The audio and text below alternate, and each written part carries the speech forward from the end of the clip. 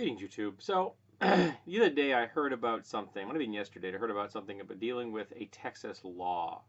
Now, this Texas law, I believe, went into effect last year, and it says that any person or entity that does business with the state of Texas has to sign a document agreeing that they are currently not involved in a boycott of Israel and will not join a boycott of Israel.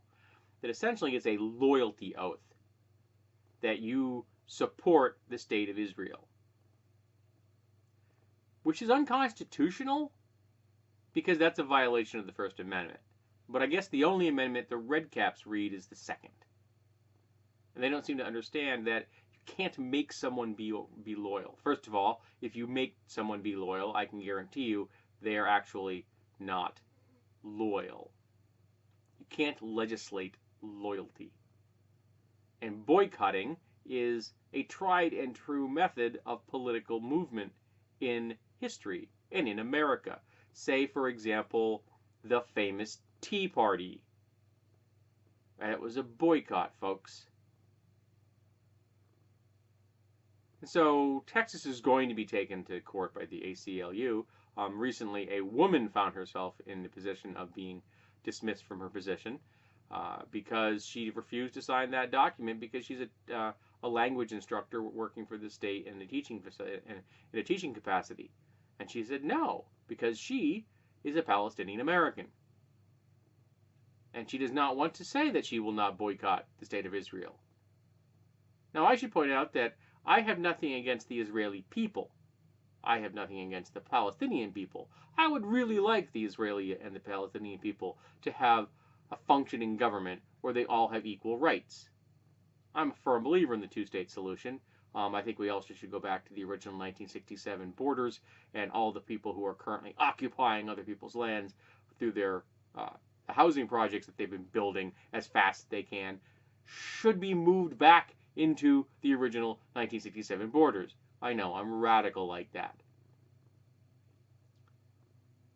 But I do have a problem with the Israeli government. I also have a problem with some of what passes for the Palestinian government because it is essentially a terrorist organization. So I may want the Israeli and the Palestinian people to be able to live long and prosper. Their governments leave something to be desired because, let's face it, the Israeli government is essentially open fascism. They've been suppressing the rights of other people pretty much since the day they existed. The fact that they exist at all could be considered a form of international invasion. They took land from other people. Now, you can argue who owned that land originally, and I think there's some veracity that the people who were the ancestors of the Israelis are probably the people that originally owned that land as far back as the concept of owning land is concerned. But that was a long time ago. And who should own it now is always going to be under dispute. But if we had a system where everybody had equal rights and, say, access to food and water, maybe the squabbling over who should and shouldn't own the land would die down because everyone would be able to live long and prosper.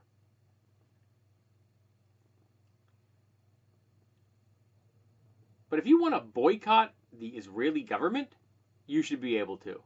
This is America. Boycotting is a long tradition, longer than the existence of our nation.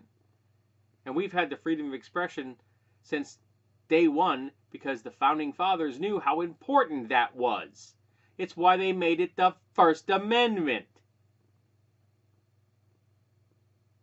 But apparently, Texans aren't that smart. They can't figure that out. They think they can impose loyalty upon people just because they say so. Let's see now. Imposing loyalty on people because they say so. That sounds familiar. That sounds... I think that's uncomfortably close to fascism. And which party did this in Texas? It was the GOP. what a shock. Because the GOP, much like the government of Palestinians, is a terrorist organization. And they're very good at terrorizing people.